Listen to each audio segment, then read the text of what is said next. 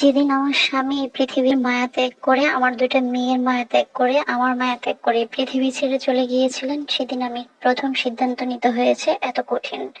আমার দেবরকে বিয়ে করার মতো সিদ্ধান্ত আমাকে নিতে হয়েছে, কারণ এছাড়া আমার আর কোনো উপায় ছিল না। আমি দুইটা মেয়ের মা। আমার স্বামী আমাকে ছেড়ে এই পৃথিবী ছেড়ে চলে গিয়েছে, কিন্তু আমি তো যেতে পারছি না, কারণ আমার উপরে অনেক দায়িত্ব। আর আল্লাহ আমাকে বাঁচিয়ে রেখেছে। আমাকে বাঁচিয়ে যখন রেখেছে, তখন আমার দুইটা মেয়ের জন্য আমাকে বেঁচে থাকতে হবে। না হয় পৃথিবীর সব মেয়েরাই চায় যে স্বামী মৃত্যুর সাথে সাথে যেন আমারও মৃত্যু হয়, এটা সব মেয়েরাই চায়। কারণ স্বামী বিহীন এই পৃথিবীতে কতটা নিষ্ঠুর হয়, কতটা কষ্ট হয়, সেটা শুধু যে হারিয়েছে সেই জানে।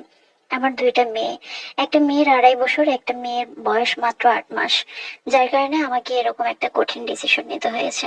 আমার স্বামীর সাথে আমার বিয়ে হয়েছে, যদিও দুজন দুজনকে ভালোবাসতাম, কিন্তু পারিবারিক ভাবেই আমাদের বিয়েটা হয়েছে।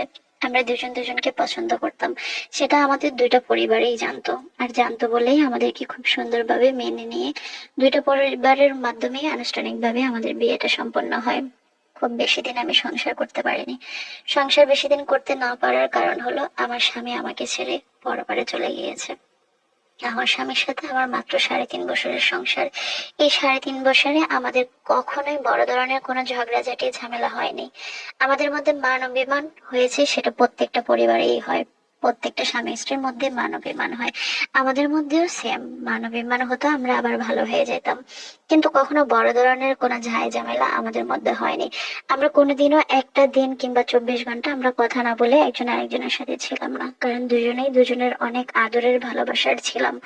আমার স্বামী আমাকে এতটাই ভালোবাসতো যে যে কোনো কিছুর বিনিময়ে সে আমাকে জয় করতে চেয়েছিল। যদিও খুব সহজভাবেই দুইটা পরিবার আমাদেরকে মেনে নিয়েছে, কিন্তু বিষয়টা এরকম হয়েছিল যে আমাদেরকে যদি আমাদের পরিবার মেনে না নেয়, তাহলে যে কোনো উপায়ে আমার স্বামী আমাকে বিয়ে করবে। প্রতিশ্রুতিগুলো আমাদের এরকমই ছিল। হয়তোবা যেখানে অনেক বেশি ভালোবাসা থাকে, সেখানে হয়তোবা ভালোবাসার দূরত্বটা আল্লাহ এভাবেই তৈরি করে দেয়। আমি যখন মা হই, তখন আমার বিয়ের 1 বছর পার হয়ে গিয়েছে। যখন মা হওয়ার খবর আমার স্বামী শুনে, কিংবা আমি শুনি, আমার পরিবার শুনে, আমার শ্বশুর শাশুড়ি শুনে, প্রত্যেকটা মানুষের কি যে খুশি, কি যে আনন্দ ছিল। আমার স্বামী পরিবারের বড় ছেলে হওয়াতে সমস্ত দায়িত্ব আমার স্বামীর ওপরেই ছিল। এটা নিয়ে কখনো আমার অভিযোগ ছিল না, কিংবা আমার স্বামীর অভিযোগ ছিল না। পরিবারের প্রত্যেকটা মানুষ এতটা হাসি খুশি আনন্দে ছিল। আমি আমার শ্বশুর শাশুড়ির সাথে গ্রামেই থাকতাম, কিন্তু আমার স্বামী ঢাকাতে চাকরি করতো। ঢাকাতে চাকরি করতো হিসেবে বাড়িতে সপ্তাহে একদিন থাকতো। হয়তো বৃহস্পতিবারে রাত্রে এসে শুক্রবারে বিকালে কিংবা শনিবারে ভোরবেলা চলে যেত। এভাবেই আমাদের সংসারটা তৈরি হয়। যখন আমি মা হওয়ার সংবাদ পাই, ওকে যখন আমি প্রথম জানাই যে তুমি বাবা হবে, আমি মা হব, সে যে কি আনন্দ হয়েছিল তার, কি যে খুশি ছিল, সে সাথে সাথে অফিস ছুটি নিয়ে বাড়িতে চলে আসে। আসার সময় এক গাদা মিষ্টি, সবার জন্য জামা কাপড়, সবার জন্য অনেক অনেক কিছু নিয়ে আসে।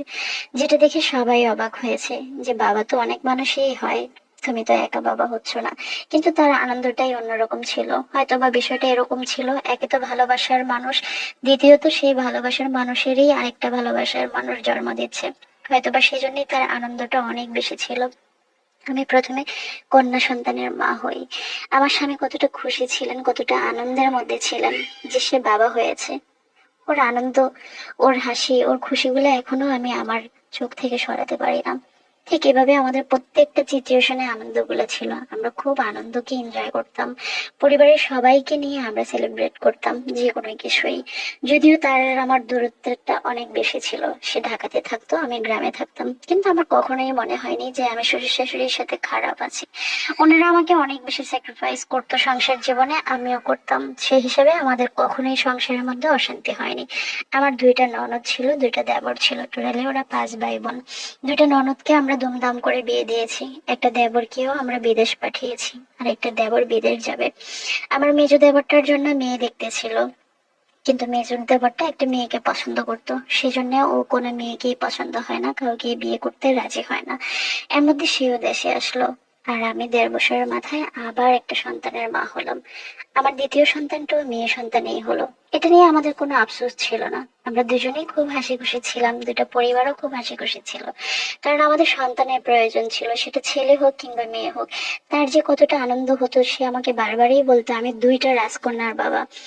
এতটা খুশি ছিল সে। আমিও খুশি ছিলাম, কারণ তার খুশিতেই আমার খুশি।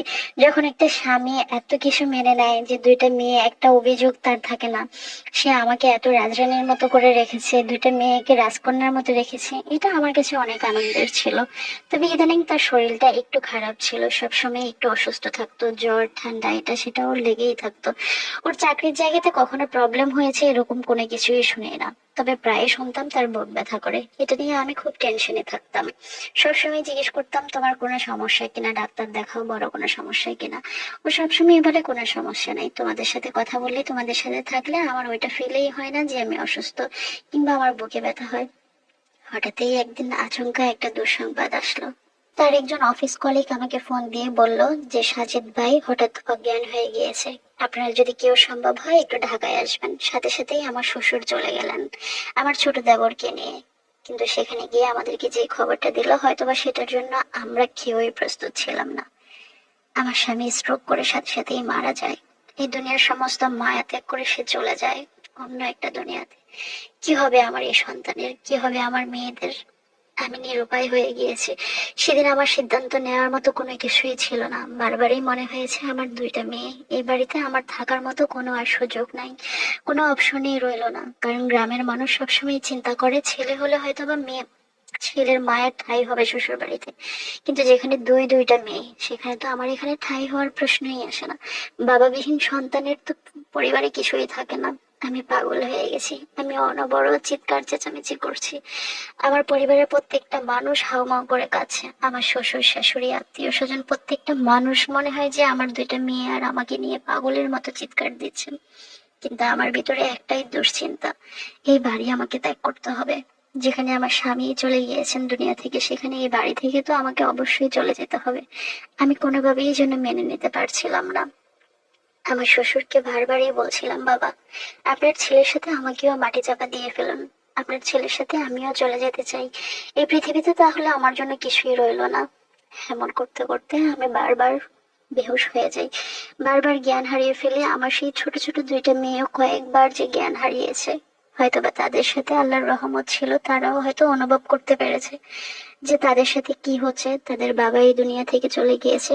না হয় এত ছোট ছোট বাচ্চাগুলা কিভাবে বারবার মোছা গিয়েছিল। আমি শেষ হয়ে যাচ্ছি। আমার মনে হয় যে তাকে এই দুনিয়া থেকে সরিয়ে দেওয়া কিংবা মাটি চাপা দেওয়া, সেটার মতো কষ্ট যন্ত্রণা আর কিছু হতে পারে না। এই দুইটা মেয়ে নিয়ে আমি কোথায় গিয়ে দাঁড়াবো?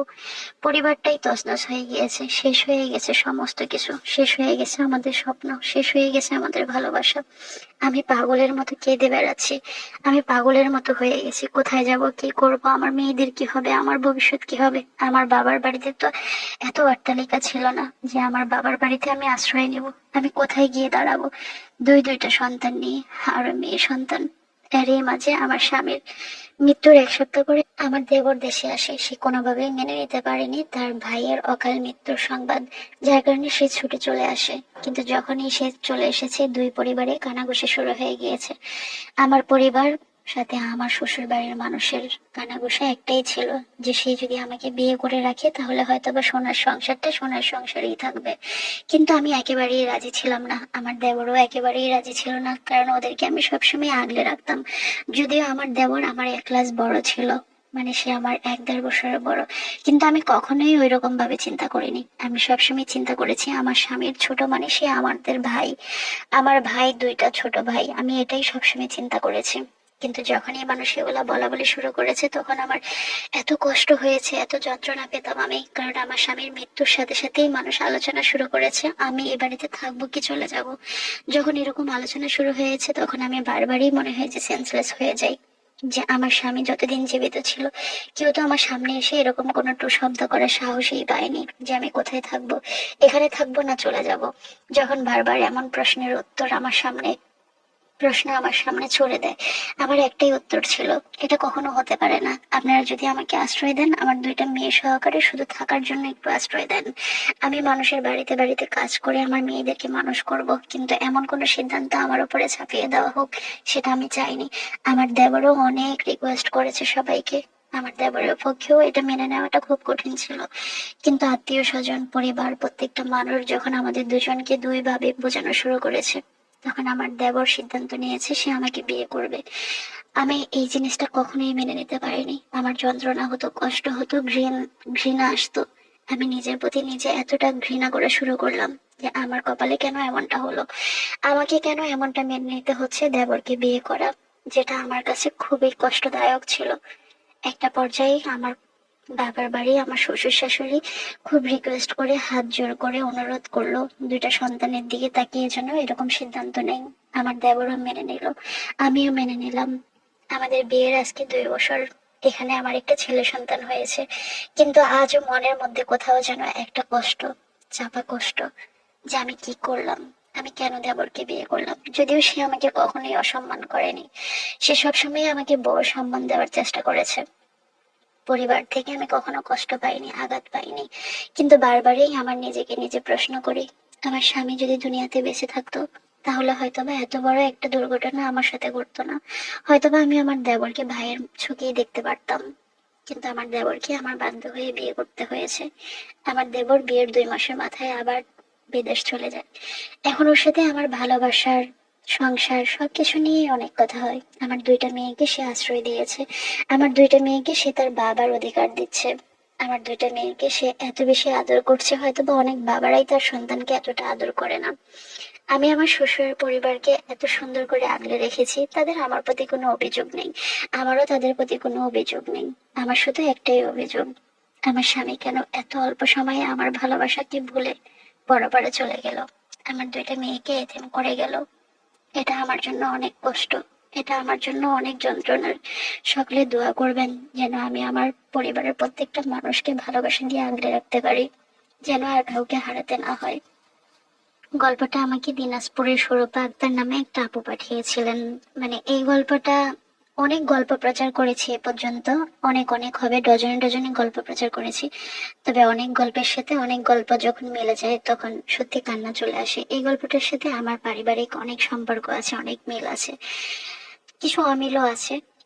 তবে একটা জিনিস ভালো লেগেছে, আমারও 2টা ভাই একজনকে বিয়ে করেছে, কিন্তু আমাদের পারিবারিক ঘটনাগুলো সম্পূর্ণই ব্যতিক্রম। আমার ভাইও এই দুনিয়া থেকে চলে গেছে, তবে অন্যভাবে উনি দুনিয়া থেকে চলে গেছে। যাই হোক, যেহেতু আমি পরিবারের কোনো কিছুই শেয়ার করি না, ইনশাল্লাহ কখনো শেয়ার করলে বলবো। বাট এত মিল।